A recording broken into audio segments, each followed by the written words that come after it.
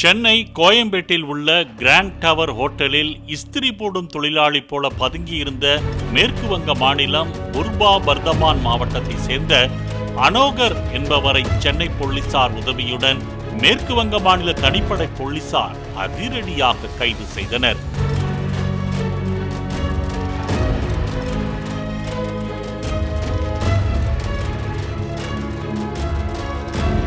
அனோகர் அல் Qaeda தீவிரவாத இயக்கத்துடன் தொடர்புடையவர் எனவும் அன்சர் அல் இஸ்லாம் என்ற தீவிரவாத அமைப்பில் முக்கிய பங்கு வகித்து வந்ததாகவும் போலீசார் தெரிவித்தனர்.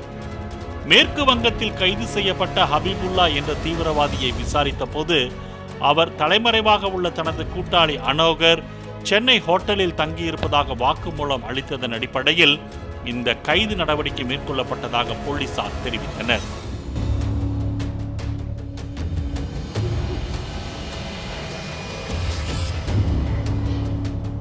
அந்த ஹோட்டலில் கடந்த 6 மாதமாக இஸ்திரி போடும் தொழில் செய்து வந்த அனோகர் மீது இந்திய அரசுக்கு எதிராக போர் தொடுக்க நினைத்தல், தாக்குதல் நடத்த திட்டமிடுதல், அரசுக்கு எதிராக சட்டவிரோத செயலில் ஈடுபடுதல் உள்ளிட்ட பிரிவுகளின் கீழ் வழக்குகள் உள்ளதாக போலீசார் சுட்டிக்காட்டினர்.